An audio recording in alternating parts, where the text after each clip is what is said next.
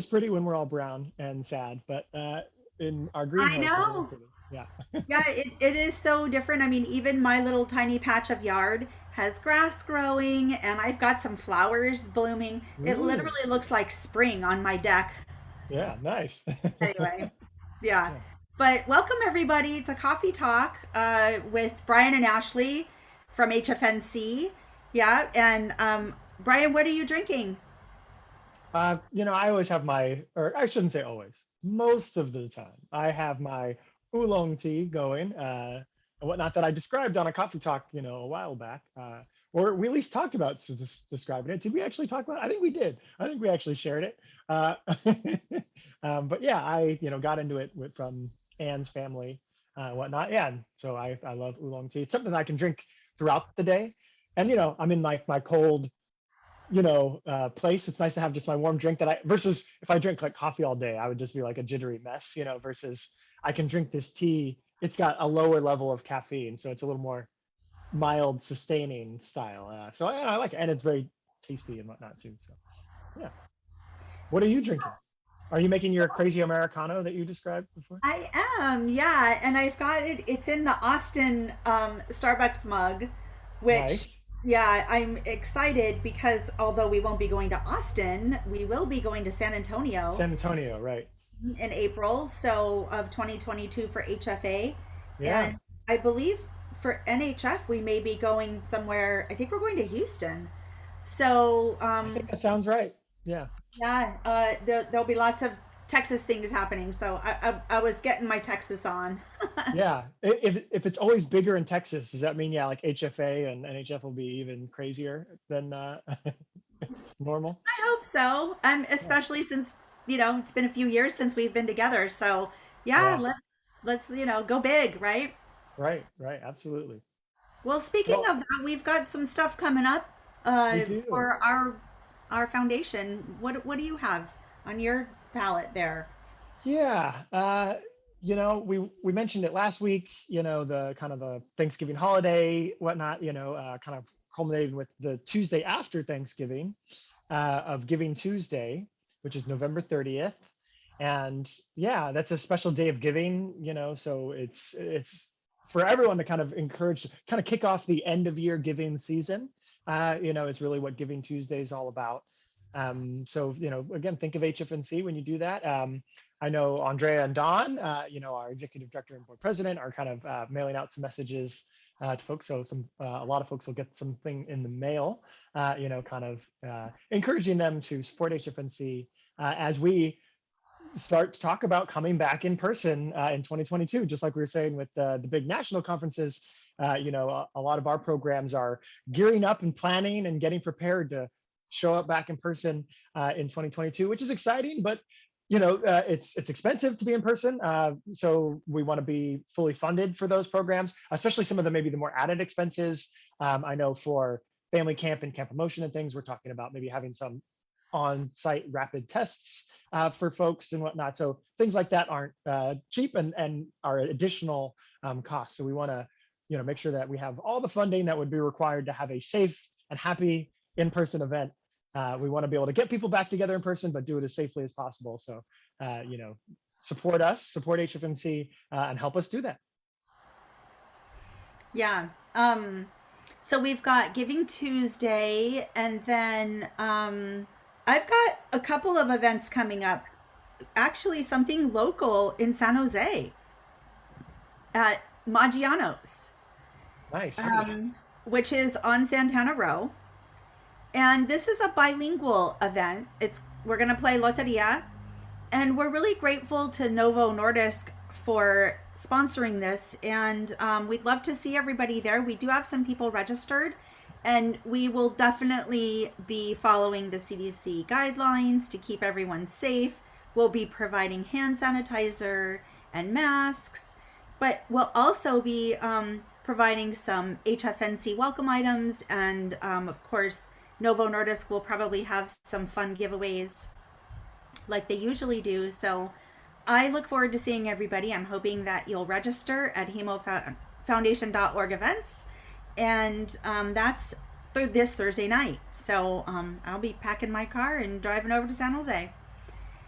Let's see. And then Brian, we've got another thing coming up on December 2nd in Monterey.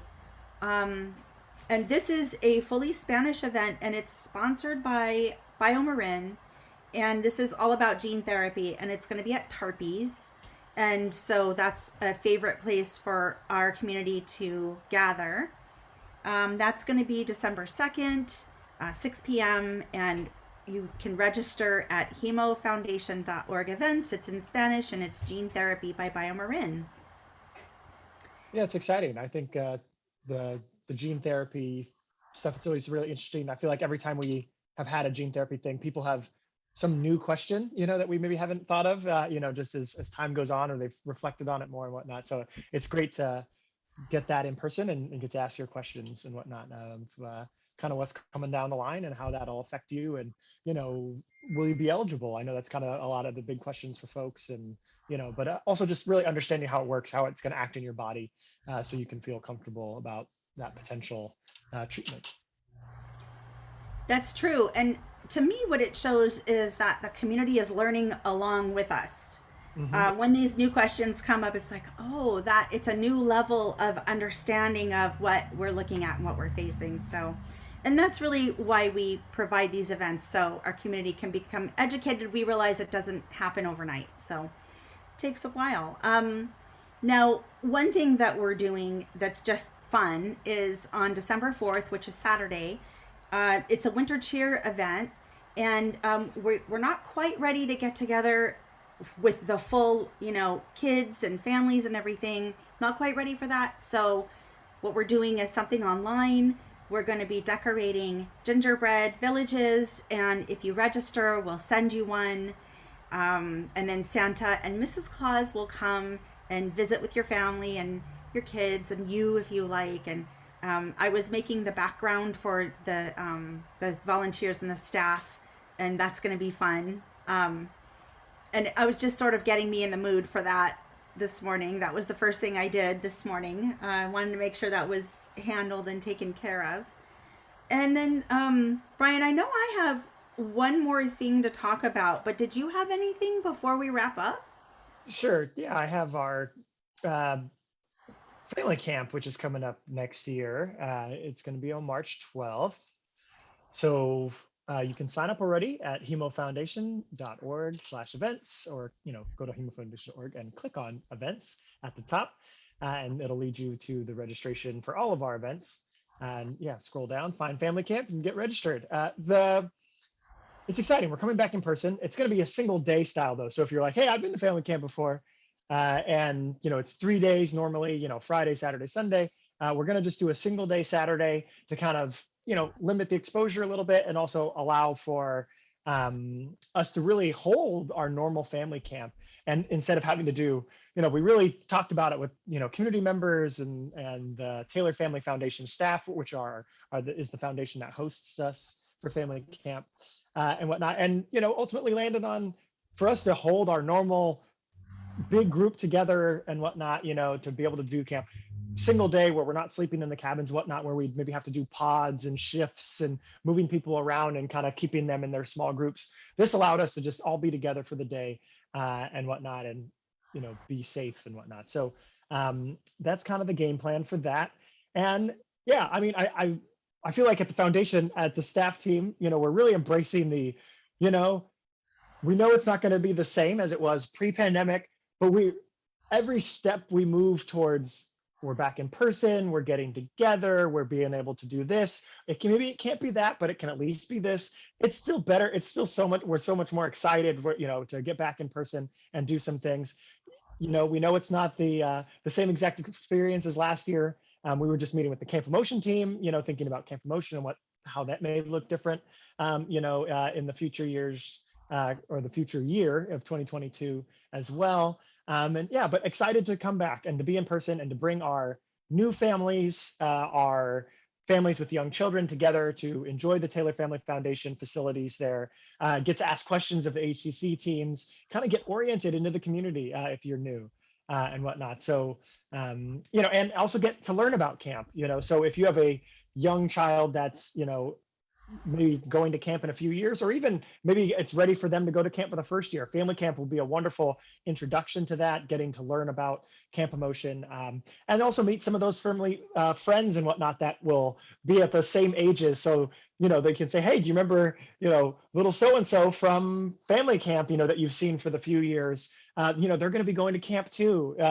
come, when they turn 7 or 8 and whatnot there. And I think that's kind of the magic that I've seen is sometimes it can feel more comfortable for the parents and for the kids to go off to camp emotion for that first time when they've made some of those connections at family camp. So we really encourage our young families, to enjoy family camp, meet others, and build community that way. And, therefore be ready for our big program, the big camp emotion thing, what it's all about, the big, all of our programs are important, but if at the end of the day, this is the one, as we like to say. So we want to make sure that this continues on, and yeah, family camp will be great. So March 12th, go sign up, and the sooner you sign up, the better.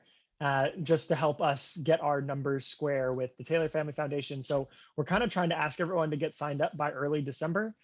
So even though the event isn't until March, we want to kind of give them a decent head count by December. So please, please, please go RSVP as soon as you can, and whatnot. We'll be really pushing this out through our HCCs and everybody here over the next few weeks.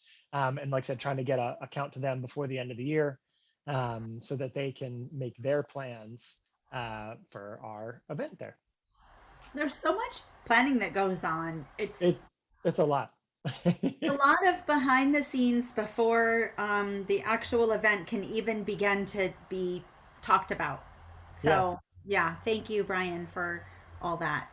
Um, the last thing that I want to share about, and then, we'll say, mugs up, is my background is from the Female Factor retreat that we had a couple years back.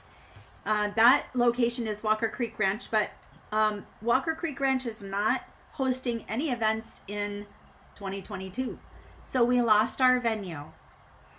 So, luckily, our staff and our female factor chair were able to scramble and locate St. Clair's Retreat, which is in the SoCal. It's in SoCal. It's in the Santa Cruz Mountains.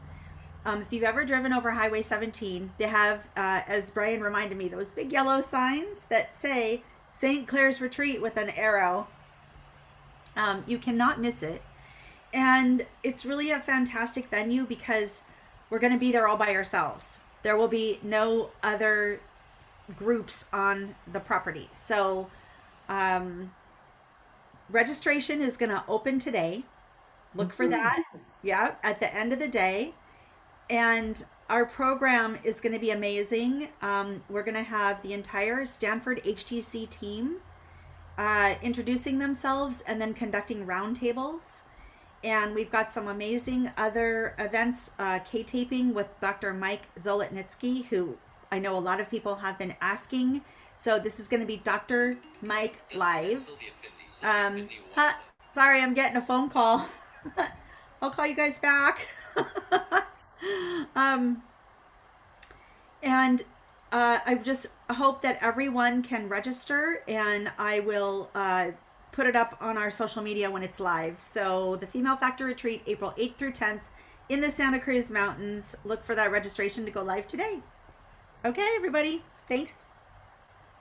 Mugs up. Everyone. Take Bye. care.